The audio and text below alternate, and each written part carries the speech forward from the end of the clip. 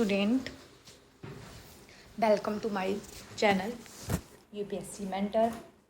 By the way मैंने UPSC mentor मतलब UPSC के लिए बनाया ना, बट यहाँ पर मैं सिलेबस एज आप स्टार्टिंग से पूरा कवर करूँगी। ICSE board, CBSE board, 9th 10th 11th 12th, फिर हम लोग पहुँचेंगे हमारे यूपीएससी सिलेबस पे। क्योंकि देखिए नॉर्मल सी बात है, मैं अपना बताती हूँ, मेरा बेसिक अच्छा है, बिकॉज ऑफ दैट मेरी ज्योग्राफी अच्छी है।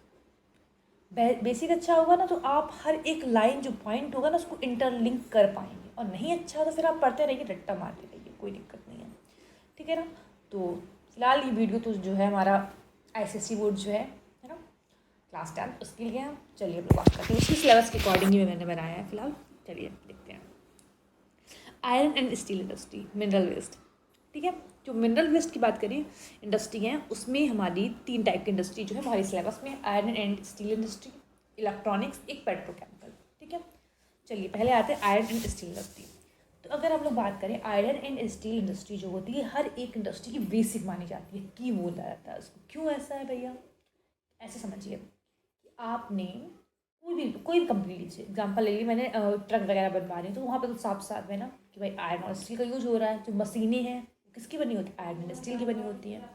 कुछ और एग्जाम्पल लेते हैं, हमारी जब एग्जाम्पल आटा मिल में काम कर रहे हैं, ठीक है, लेकिन वहाँ पर भी जो मशीनें लगी होती है ना भैया, किसकी बनी है, आयरन एंड स्टील की बनी हुई है। इसके बाद अब कुछ लोग बोलेंगे नहीं हम तो जा रहे हैं, बोल सकते हैं क्राफ्ट का काम करेंगे। तो क्राफ्ट में भी ठीक है, कोई बात नहीं, स्टेपलर का यूज़ कर रहे हो, कहीं ना कहीं आप यूज़ तो कर रहे हो आयरन एंड स्टील की बनी मशीन का, समझे। तो इसीलिए इसको क्या बोलते हैं हम लोग, बेसिक इंडस्ट्री बोलते हैं, या फिर की ऑफ द इंडस्ट्री बोला जाता है, ठीक है ना। अब हम लोग हर जगह आयरन और स्टील का यूज ही क्यों कर रहे हैं, क्योंकि देखिए वो हार्ड होती है हमारी, उसमें टफनेस होती है, ड्यूरेबिलिटी होती है। ड्यूरेबिलिटी का मतलब होता है लंबे टाइम तक चलना। मतलब आज मैंने जैसे एग्जाम्पल समझाते हैं, आपने ब्रिज बनाया, ऐसा ही होता है क्या 2 साल बाद टूट गया, नहीं ना भाई, अच्छा खासा 200 साल चलता है, जैसा मुझे लगता है हो सकता है ज़्यादा चलता हो, है ना।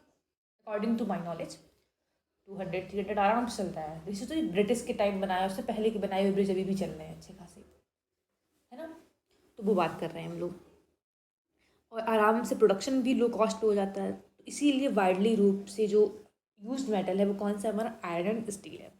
इसमें हम लोग बात करें एग्जाम्पल में, देखिए मैंने कुछ एग्जाम्पल दिए हुए हैं, आप चाहें तो उसको अपने आप सेट ऑन कर लीजिए, कोई इशू नहीं है। मैंने दिया है आपका, तुम्हारा बोल सकते हैं ये ब्रिज जो है, ठीक है। उसके बाद हम लोग बात करें जो एग्रीकल्चर है, डिफेंस हो गया, इक्विपमेंट हो गया, ऑटोमोबाइल्स हो गया, शिप बिल्डिंग्स हो गया, ये सब हमारे दिए हैं मैंने।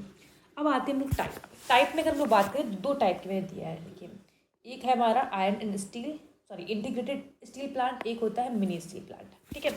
इंटीग्रेटेड स्टील प्लांट और मिनी स्टील प्लांट को आराम से थोड़ा समझते हैं। इसके लिए मैं एक पेज करती हूँ रिफ़र, चलिए यहाँ पर करते हैं, ठीक है। एग्जाम्पल समझिए, ये हमारी ज़मीन है, ठीक है। अब यहाँ पर आयरन है, ठीक है। अच्छा एक बात बताइए, जैसे ये सिलेबस में नहीं है, थोड़ा सा सिलेबस के बाहर, सब सुनिए, नॉलेज में मज़ा आएगा। पता है आयरन होता क्या है, मेटल होता है, हमको पता है। ये मेटल कहाँ है, मैग्मा के अंदर है, मैग्मा के अंदर है। तो ये जब हमारा बोल सकते हैं कि मैग्मा जो होता है अर्थ के अंदर क्या होता है, तुम्हारी वेन्स में आता है, तो है ना, ठंडा हुआ तो ही भी जम गया। तो इस टाइप की वेन्स में तुमको ये मिलता है, स्लैब व्लैब इकट्ठा नहीं मिलता है इसका, समझे। सीबीएसई में पूरा जिसका कॉन्सेप्ट है फिलहाल, लेकिन आपके में नहीं, कोई इशू नहीं है, ठीक है। इस टाइप की चीज़ें होती है, ये बनेगा किसी इग्नियस रॉक से बना होता है, दिमाग में रखना है, ठीक है। बाकी दिमाग में कुछ नहीं रखना है क्योंकि सिलेबस में नहीं है। सब समझाना इसलिए था मुझे क्योंकि आपको अच्छे से समझ में आएगा, थोड़ा सा नॉलेज होनी चाहिए ना भैया, क्योंकि सिलेबस वाला तो मैं पढ़ाऊँगी, थोड़ा सा नॉलेज सुनते जाओ, मज़ा आएगा, है ना। तो हम बता क्या रहे थे, देखो जैसे मान लो एग्जाम्पल मैंने कहा वेन्स में, मतलब पतली पतली जो जगह है ऐसे करके, वेन्स को बोलते हैं, जो हमारे हाथ में नसें होती हैं उनकी बात करते हैं, ना। उसी तरीके से हमारा ये मिलता है। तो नॉर्मल सी बात, इकट्ठा स्लैब तो मिला नहीं है, बहुत सारी अलग अलग करके आपको निकालना पड़ेगा, और भी चीज़ें इसमें मिक्स होंगी, इम्प्योरिटी अच्छी खासी होगी। ऐसा नहीं होगा भैया कि आयरन का पूरा स्लैब मिल गया कि ले जाओ भैया अब बनाओ जाके, है कि नहीं ना। तो ये चीज़ है हमारी। यहाँ पर हम लोग क्या करेंगे, इसको जो है, जो इसको बोलते हैं ओर्स, इसको निकालेंगे, ठीक है। ओर्स को निकालने के बाद अब क्या करेंगे, हम इसको मेल्ट करेंगे। अब समझिए पहले मेल्ट करने से क्या होगा, जितनी इसमें मिट्टी वगैरह जो भी चीज़ें होंगी, अब जैसे मान लीजिए मेल्ट किया तो ये तुम्हारा मिट्टी होगी वो नीचे रह जाएगी और दैट क्रॉस जो ऊपर मेटल ऊपर आ जाएगा। इस तरीके से हम इसको मेल्ट करके फिलहाल आयरन को अलग कर लेंगे। तो ये हमारा मिल गया प्योर आयरन। ठीक है, तो एक प्रोसेस मैंने क्या किया, जो माइनिंग की तरह निकला हुआ आयरन है जो इम्प्योर फॉर्म में, उसको मेल्ट करके प्योर फॉर्म का आयरन ले लिया। ठीक है, सेकेंड प्रोसेस क्या है, अब आयरन को अगर हम लोग छत पे डाल के आओ तो थोड़ा दिमाग लगाइए, छत पे कोई सामान अगर हम भूल जाते हैं बरसात के मौसम में, कुछ टाइम बाद जाओ आप छत पे तो वो सामान खराब हो जाता है। कॉज क्या है, रस्टिंग। ठीक है, रस्टिंग जिसको बोलते हैं मतलब जंग लग जाना, है ना। आपने आयरन का स्लैब कितना भी मोटा हो, कट्टे से तोड़ेंगे तो टूट जाएगा। तो ये इशू रहता है हमारे आयरन के साथ में। इसीलिए इसको और ड्यूरेबल बनाने के लिए, इसमें जंग ना लगे, इसके लिए हम लोग क्या करते हैं, इसमें मैग्नीज मिलाते हैं। ठीक है, इससे ये कन्वर्ट किस में हो जाएगा, जब हम लोग आयरन बोल सकते हैं, ये आयरन है हमारा प्लस मैग्नीज को जब मिक्स करेंगे तो हमारा बनता है स्टील। ठीक है, क्या बनता है हमारा, स्टील। इतना समझ आया। तो हमने फर्स्ट प्रोसेस क्या किया, मेल्ट करके आयरन को प्योर किया। सेकेंड प्रोसेस क्या किया, हमने स्टील बनाया मैग्नीज को मिक्स करके। थर्ड पॉइंट क्या है, जो हमारा मिला उससे हमने जो चीज़ें हैं, जो भी चीज़ें बनानी थी उसको रोल अप करके वो चीज़ें बना ली। मतलब यहाँ पे 3 प्रोसेस आए, समझे। एक कौन सा था, मेल्ट करने वाला। सेकेंड क्या है तुम्हारा, स्टील जो बनाए हो। थर्ड क्या है तुम्हारा, इसको तुमने रोल अप करके जो तुमने प्लेट जो भी अब स्टील बनाया उसको ना उतना बड़ा स्लैब लेके पूरा जा रहे हो, है ना। तो वो अपना जो भी सामान तुमने जो सीट्स बनाई हैं, जो छोटे छोटे स्लैब में कट किया, वो सब चीज़ें आपने रोल करके बना ली हैं। तो 3 प्रोसेस हो गए। अब समझो एग्जाम्पल, एक इंडस्ट्री है वो क्या कर रही है, वो सिर्फ मेल्टिंग का काम देख रही है, मतलब वो सिर्फ प्योर करने का काम देख रही है। ठीक है, अब फिर प्योर करने के बाद दूसरी इंडस्ट्री में भेजो, फिर वो सिर्फ और सिर्फ स्टील बनाए उससे। अब ऐसा भी हो सकता है, स्टील बहुत टाइप की होती है, क्वालिटी वाइज बहुत अच्छी स्टील आती है। आप लोग दुकान पर कभी जाइएगा देखिएगा, बहुत टाइप की स्टील आती है और उसमें अलग अलग प्राइस होता है। तो हो सकता है ये इंडस्ट्री, एक इंडस्ट्री ऐसी हो जो जिसमें अच्छा खासा बोल सकते हैं, प्राइस के हिसाब से देख लीजिए, याद नहीं रखना इसको, बहुत अच्छी क्वालिटी हो, वेरी गुड क्वालिटी। एक क्या हो, उससे थोड़ी लोअर हो, एक उससे और लोअर क्वालिटी का हो, एक बहुत ही गंदा वाला हो, है ना। तो मतलब कुल मिला के क्वालिटी के बेस पर भी ऐसा हो सकता है कि मेल्ट किया, फिर एक कंपनी है वो ये वाली इंडस्ट्री बना रही है, एक कंपनी है वो ये वाली इंडस्ट्री बना रही है, एक कंपनी ये वाली इंडस्ट्री मतलब में स्टील बना रहा है, एक कंपनी वाला बना रहा है।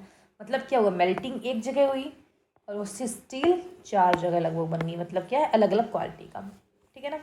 फिर आगे हम लोग बात करें, अब फिर इसको भेजा गया रोल अप के लिए कहीं और, ये अलग भेज रहे हैं, ये इतना अलग भेज रहे हैं, जो भी है। कहने का मतलब क्या है कि तीनों प्रोसेस अलग अलग जगह हुए हैं, एक जगह पे नहीं हुआ। तीनों प्रोसेस क्या हुए, अलग अलग जगह पे हुए।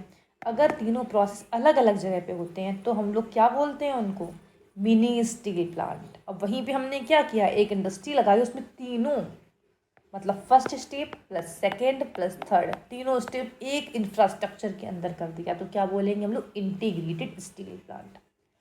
अब थोड़ा सा दिमाग खुद से लगाइए, क्योंकि जितना आप दिमाग खुद से लगा लेंगे उतना आपको याद नहीं करना पड़ेगा।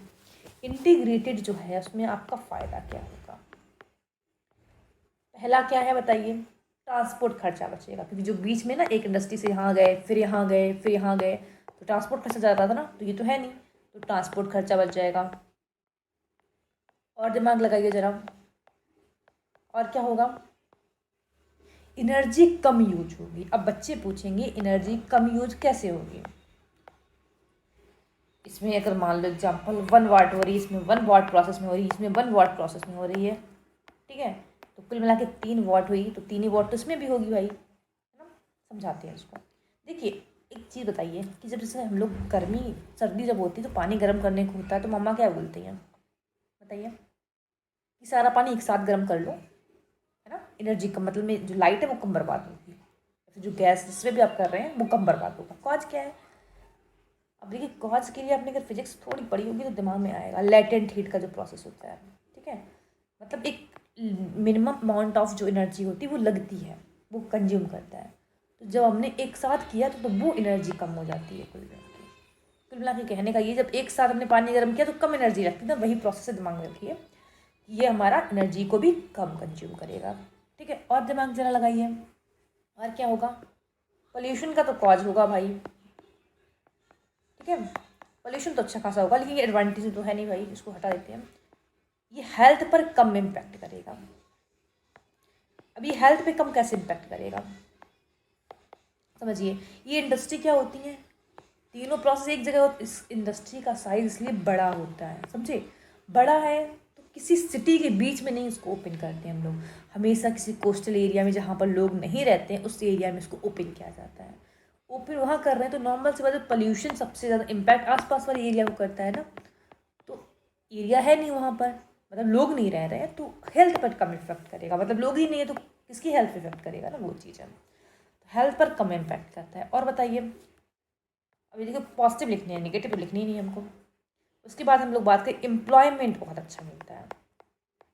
जितनी बड़ी इंडस्ट्री उतने बड़ी ज़्यादा वर्कर लगेंगे, जितने वर्कर ज़्यादा एम्प्लॉयमेंट हो गया। और कोई पॉइंट दिमाग लगाइए जरा, एक पॉइंट अपने आप जनरेट करिए। अब अगर बात करें हम लोग जो मिनी स्टील प्लांट है उसमें ज़रा बताइए, जिसमें एक इंडस्ट्री को अलग अलग डिवाइड किया गया, मतलब एक अलग है, दूसरी भी जहाँ प्रोसेस है वो अलग है, तीसरा प्रोसेस अलग है। यहाँ पर क्या होगा, यहाँ पर आपको पॉजिटिव बताना है। देखिए पहला क्या है, जब इंडस्ट्री खोलने जाओगे तो जो कैपिटल होता है वो आपको ज़्यादा ज़रूरत नहीं। इसमें सोचिए पहले इस वाले में क्या दिक्कत है, वही दिक्कत है ना भाई। इतनी बड़ी इंडस्ट्री खोलोगी तो स्टार्टिंग का पैसा चाहिए, उतना पैसा होगा नहीं, दिक्कत कर जाएगा। यहाँ पर कैपिटल लोअर चाहिए, कम चाहिए। और बताइए एडवांटेज, अगर हम लोग बात करें एरिया भी कम चाहिए, चाहिए ना, तो आराम से एरिया भी कम चाहिए, ये भी फ़ायदा है इसका। उसके बाद हम लोग करें पोल्यूशन कम होगा इसमें, ठीक है, एज कम्पेयर टू दिस। उसके बाद हम लोग और बात करें, और अगर बात करें थोड़ा सा दिमाग लगाओ, एम्प्लॉयमेंट तो जनरेट करेगा, जो सब में ही करेगा, ठीक है, तो इसका इशू है नहीं, क्योंकि यहाँ पे कंपेयर नहीं कर रहे हो आप। तो एम्प्लॉयमेंट का पॉइंट दोनों जगह लिखो आराम से, कोई इशू नहीं है। और अगर हम लोग बात करें, दिमाग लगाइए, थोड़ा दिमाग लगाइए, चलते हैं। चलिए जितना ऊपर लिखा होगा ना उसको वहाँ समझा देंगे, अगर कोई पॉइंट छूट रहा होगा तो, ठीक है ना। तो यहाँ तक हमने आपको समझा दिया है, ठीक है ना, इंटीग्रेटेड प्लांट में। तो अगर बात करें, integrated steel plant is one where all the process जो होते हैं occur carried out by the one complex. Melting अगर बात करें आयरन, उसके बाद हम लोग बात करें मेल्टिंग ऑफ आयरन हो गया, स्टील मेकिंग हो गया, और शेपिंग इंटीग्रल बाय रोलिंग, ठीक है। जीरो प्रोसेस बता चुके हैं। शेपिंग ऑफ मेटल बताए थे ना भाई, मेटल को शेप भी तो करना पड़ेगा, इसको ना मेल्ट करके जो स्टील बनाया सारा उसी को लेके देन ट्रांसपोर्ट कर दोगे, तो उसको शेप देना पड़ेगा मेटल का, ठीक है। हम लोग जा रहे हैं तो स्लैब में मिल रहा है, जैसा भी मिलना है, किसी सामान की डिज़ाइन में मिल रहा है, तो वो वाली जो चीज़ें हैं वो होगी, ठीक है ना। मिनी वाले में जरा देखिए, mini steel plant where all the processing not done in one part, जहाँ पर हर एक जो प्रोसेसिंग है उसके लिए अलग अलग इंडस्ट्री है, उसके लिए वो बात करेंगे। एडवांटेज बता देखते हैं हम इंटीग्रेटेड में। तो देखिए पॉइंट छूट गया था वहाँ पे, कोई बात नहीं। लोकेटेड कहाँ रहेगा, रॉ मटेरियल के पास में, इसकी वजह से ट्रांसपोर्ट खर्चा बच जाएगा, है ना। लेस एनर्जी कंज्यूम्ड बता चुके हैं। Employment larger number of people ये बता चुके हैं। Less impact on the public health ये समझा चुके हैं। इसमें आते हैं हैवी कैपिटल नॉट रिक्वायर्ड, ये समझा चुके हैं आपको, है ना। प्रोड्यूस स्पेशल क्वालिटी स्टील, अब देखिए इसको थोड़ा समझा देते हैं हम, ये समझिए ज़रा। एक जगह है वहाँ पे हर टाइप की स्टील बन रही है ना, हर टाइप की स्टील बन रही है, उसकी क्वालिटी अच्छी होगी, या फिर वो जगह जहाँ पर एक टाइप की स्टील बन रही है, बताइए। एग्जाम्पल समझिए, एक फैशन डिज़ाइनर है, ठीक है, थोड़ा आराम से कनेक्ट अच्छे से हो जाएगा। उसको बोला गया है कि आप टॉप भी बनाइए, शर्ट भी बनाइए, पैंट भी बनाइए, सूट भी बनाइए, साड़ी भी बनाइए। तो वो जो आपका क्वालिटी देगा वो ज़्यादा अच्छी होगी, या फिर वो पर्सन जिसको ये बोला गया है कि भैया सिर्फ आपको टॉप की डिज़ाइन ही बनानी है, उसकी क्वालिटी ज़्यादा अच्छी होगी। नॉर्मल सी बात इसकी होगी भाई, उसके पास अच्छा खासा टाइम है, पूरा रिसोर्स उसका एक चीज़ पे खर्च हो रहा है, तो इसके लिए आया समझ में इतना, चलते हैं आगे। तो ये हो गया हमारा located near the demand area, market के पास रहेगा, नॉर्मल सी बात है, क्योंकि छोटी सी इंडस्ट्री है तो ये एरिया उसमें रहता है हमारा। इस्टेब्लिश इन स्मॉल एरिया, ठीक है। फिर अगर बात करते हैं नेक्स्ट वाले में पेट्रोकेमिकल इंडस्ट्री। पेट्रोकेमिकल इंडस्ट्री की हम लोग बात करें तो पेट्रोकेमिकल इंडस्ट्री वाले बात बोलते किसको, थोड़ा आराम से लैंग्वेज को समझ लेते हैं। देखिए जरा, petrochemical industry are essential the chemical compound derived from petroleum resource. इस लाइन को टफ लगेगा, समझाती हूँ। देखिए जितने पेट्रोलियम रिसोर्स हैं हमारे, उससे जो हम लोग केमिकल निकालते हैं, ठीक है, और वो केमिकल हमने किसी चीज़ को बनाने में अगर यूज़ किया है तो उसको बोलेंगे हम लोग पेट्रोकेमिकल, और जहाँ पे बन रहा है उसको क्या बोलेंगे, पेट्रोकेमिकल इंडस्ट्री। फिर से समझाते हैं, जो पेट्रोलियम है हमारा, पेट्रोलियम रिसोर्स, उसके द्वारा हमने क्या किया, उसमें जो केमिकल है उसको निकाल कर कुछ सामान हम बना रहे हैं, ठीक है। अब उस सामान को हमने क्या किया, जिस इंडस्ट्री में बना रहे हैं उसको बोलेंगे हम लोग पेट्रोकेमिकल इंडस्ट्री, ठीक है। अब ऐसा तो है नहीं, एग्जाम्पल मानिए पेट्रोल है, उससे सीधा सीधा तो केमिकल निकल नहीं आएगा, तो कुछ प्रोसेस होंगे, जैसे ऑक्सीडेशन हो गया, हाइड्रोजनेशन हो गया, ये जो प्रोसेस है इनके द्वारा हम अलग अलग जो वो है उनको अलग करते हैं, ठीक है। तो रॉ मटेरियल अगर बात करें तो 3 टाइप के होंगे, एक होगा गैसियस, एक होगा लिक्विड और एक होगा सॉलिड। गैसियस में बात करें एलपीजी हो गया, सीएनजी हो गया, नेचुरल गैस हमारी हो गई। लिक्विड में बात करें तो पेट्रोलियम होता है। सॉलिड में बात करें तो हमारा कोल हो जाता है, ठीक है ना। अब प्रोडक्ट अगर बात करें जैसे प्लास्टिक हो गया, सिंथेटिक फाइबर हो गया। सिंथेटिक फाइबर का मतलब इस एग्जांपल समझ लेते हैं हम लोग, नायलॉन का कपड़ा आता है ना। इंसेक्टिसाइड हो गए हमारे, देन सिंथेटिक रबर हो गई। अब रबर मत ले लेना, लोग बोलेंगे भैया कि वो तो पेड़ से मिलती है, मैंने यहाँ क्या लिखा, सिंथेटिक मतलब केमिकल से द्वारा जो बनी है। डिटर्जेंट पाउडर हो गया, डाई जो लगाते हैं बाल पे, वो की बात करें। एडवांटेज की बात करें तो देखिए कॉस्ट इफेक्टिव रहती है, हमको ही पता है केमिकल की बनी चीज़ें हर चीज़ सस्ती आती है एज़ कम्पेयर टू नेचुरल, है ना। तो कॉस्ट इफेक्टिव रहती है, और क्योंकि ये चीपर इसलिए होती है कि मास में प्रोडक्ट्स की जाती है, मतलब इसका प्रोडक्शन मास में होता है, बहुत ज़्यादा होता है, इसके लिए चीपर भी जाती है, ठीक है। रॉ मटेरियल आसानी से क्या होता है, अवेलेबल हो जाता है, क्योंकि जैसे हमने पेट्रोलियम निकाला, जितने भी बाई प्रोडक्ट और चीज़ें निकलेंगी उससे हमारा क्या बनाते हैं, लोग केमिकल बनाते हैं। Non dependent upon climate. अब ऐसा नहीं, जैसे मान लो एग्जाम्पल, हमने शुगर केन करना है तो वो डिपेंड किस पे कर रहा है, क्लाइमेट पे। हमने बीट की खेती की है, ठीक है। बहुत सारी इंडस्ट्री डिपेंड करती हैं भैया। जैसे हम लोग बात करते हैं कॉटन इंडस्ट्री जो होता है, तो कॉटन अच्छा हो रहा है, क्लाइमेट अच्छा है, अगर क्लाइमेट खराब हो गया तो कॉटन खराब हो जाएगा, कॉटन खराब हो गया तो इंडस्ट्री में क्या लेके आओगे, है ना। लेकिन यहाँ पर ऐसी चीज़ें नहीं है, कोई भी चीज़ जो क्लाइमेट पर डिपेंडेंट नहीं है। एक दिमाग हमेशा रखना, ये वाला पॉइंट आप तीनों पॉइंट पर लगा सकते हैं, not dependent upon the climate, ठीक है ना। तीनों इंडस्ट्री में इस पॉइंट को छाप सकते हैं। फिर आते हैं हम लोग इलेक्ट्रॉनिक्स पे। इलेक्ट्रॉनिक्स इंडस्ट्री की बात करें, इसको करने के लिए आपको स्पेसिफिक नॉलेज चाहिए। आप समझिए, आपको कंप्यूटर बनाना है तो ऐसा थोड़ा ना कोई लेबर को पकड़ के लाएंगे, भैया कंप्यूटर बनाओ बैठ के, है कि नहीं ना। उसके लिए आपको अच्छी खासी नॉलेज चाहिए, टेक्नोलॉजी होनी चाहिए अच्छी खासी, रिसर्च करोगे, इन्वेस्टिगेशन करोगे, है ना, चीज़ों को खोजोगे। जैसे हम लोग बात करते हैं, आज लैपटॉप आया एक डिज़ाइन का, कुछ प्रोसेस को चेंज करके कुछ 15 दिन बाद फिर वो लॉन्च कर दिए, फिर 15 दिन बाद फिर नया लॉन्च कर दिए। मतलब क्या है, नई नई चीज़ें टेक्नोलॉजी को वो इवॉल्व कर रहे हैं, ठीक है ना, वो बात कर रहा है। अब कह रहा है it is a modern industry which are affected by the change of the life of the peoples. समझते हैं कि बात करें हम लोग, अब मॉडर्न इंडस्ट्री की बात करें तो ये हमारी जो इलेक्ट्रॉनिक्स है वो हमारी लाइफ में बहुत चेंज करें। हम लोग आज के टाइम पर अगर बात करें, आप पढ़े भी तो रहे टेक्नोलॉजी की बेसिस पे, इलेक्ट्रॉनिक्स ही है, क्योंकि अब मोबाइल समझो कुछ भी लिए है ना हाथ में, समझे, तो इलेक्ट्रॉनिक्स है। जिस चीज़ से कनेक्ट हो रहा है नेट, आपका सैटेलाइट, वो भी इलेक्ट्रॉनिक्स है। कंप्यूटर सिस्टम आपका इलेक्ट्रॉनिक्स है ना। हर एक चीज़ अबाउट जो हम उसमें बहुत ज़्यादा इन्वॉल्व सॉरी, है ना। अब आते हैं हम लोग एडवांटेज पे। अब देखिए कुछ की बुक में इसमें स्पेस टेक्नोलॉजी और सब कुछ अलग अलग दिया गया है, बट उसको पढ़ने की जरूरत नहीं है। ये क्वेश्चन ऐसे नहीं पूछता है इसमें से, इलेक्ट्रॉनिक्स में से। एडवांटेज चलो देखते हैं हम लोग। रेडियो वेव्स जो होती हैं उसमें इसको यूज़ करते हैं, कम्युनिकेशन के लिए यूज़ करते हैं, ठीक है। सैटेलाइट यूज़ करते हैं ना भैया। IR information technology computer system में यूज़ होता है हमारा। डिफेंस सिस्टम में अगर बात करें, ठीक है, जैसे रडार होती है। रडार का मतलब क्या होता है कि कहाँ पर जो चीज़ है हमारी जो वो है ना। रडार एक सिस्टम होता है जो हमारे बोल सकते हैं कि दैट वेव्स को भेजकर ये पता करता है कि जो मतलब इसमें होता क्या है कि वेव में रिफ्लेक्शन जो होता है हमारा, रिफ्लेक्शन का मतलब क्या है, वेव गई वापस जो आई, तो उसमें जो टाइम होता है वो फिक्स होता है हर पर एक मटेरियल के लिए। तो यहाँ पर वो चीज़ देखी जाती है, ठीक है। इसको तुम्हें समझना नहीं कि फिजिक्स नहीं पढ़ रहे भैया। आगे आते हैं सेफ्टी मेजर के लिए। जैसे हम लोग एयर सी ट्रेवल्स में जाते हैं तो उसमें हम लोग सेफ्टी मेजर जो होता है उसमें हम लोग इलेक्ट्रॉनिक्स का यूज़ करते हैं। जितनी भी मेरे सैटेलाइट सिस्टम है, एप्पल का हो गया, चंद्रयान हो गया, इनसैट सीरीज जो आती है, तो उसमें अगर बात करें वहाँ पर यूज होता है।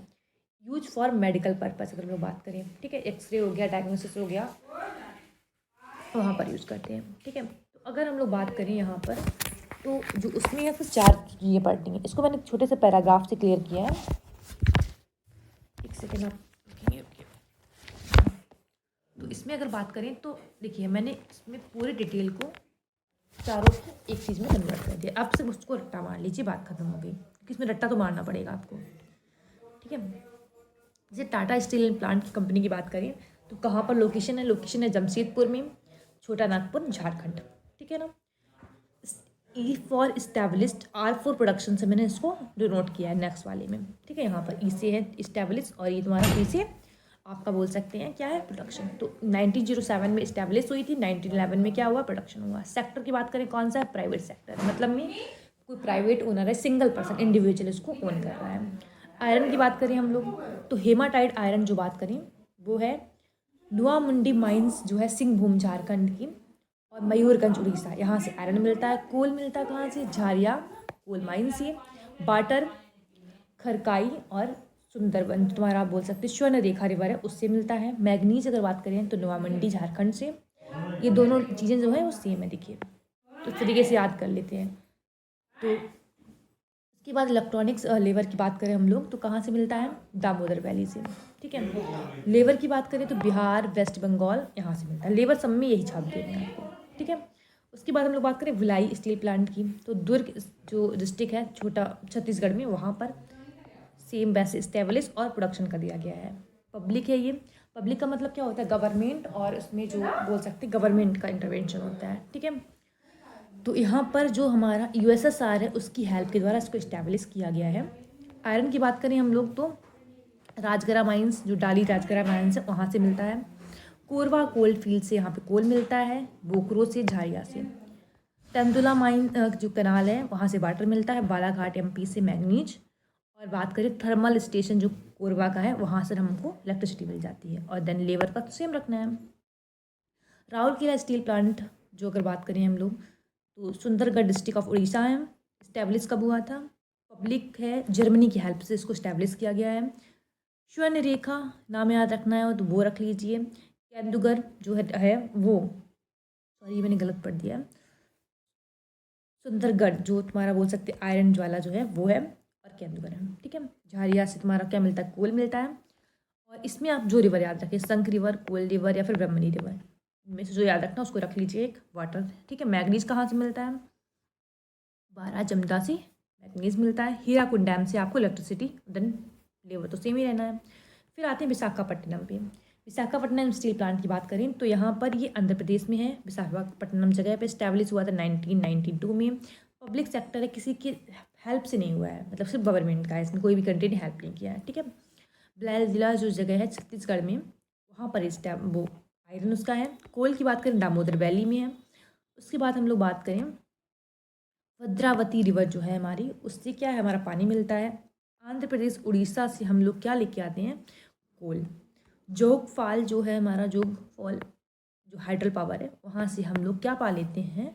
इलेक्ट्रिसिटी, ठीक है। ये हाइड्रल वाली जो इलेक्ट्रिसिटी वो मिल जाती है। लेवर को सेम कर देना है। Thank you so much. आज देखिए ये चैप्टर ख़त्म हो गया, मुझे थोड़ा एक्चुअली कहीं जाना भी है तो और कुछ बात मैं नहीं कर रही हूँ। सब्सक्राइब कर दीजिएगा चैनल को। Thank you so much. बाकी नेक्स्ट वीडियो में मिलते हैं, तब के लिए गुड नाइट। हेलो स्टूडेंट, आज हम लोग डिस्कस करते हैं कि हमारे वाटर जो रिसोर्स चैप्टर है उसमें से क्या क्या चीज़ें हमारे सिलेबस में हैं। तो आते हैं हम लोग, एक हमारा जो डैम है हमारे, सिर्फ वाटर रिसोर्स में सिर्फ डैम हमारे जो है वो सिलेबस में। डैम में Salal dam, भाकरनागर dam, Tehri dam, Rana Pratap Sagar dam, उसके बाद सरदार सरोवर डैम, हीराकुंड डैम, नागार्जुन सागर, तुंगभद्रा। कुल मिला के हमारे जो है 8 डैम जो हमारे सिलेबस में है। आइए इसकी मैप मार्किंग एक बार क्लियर कर लेते हैं, एक सेकेंड।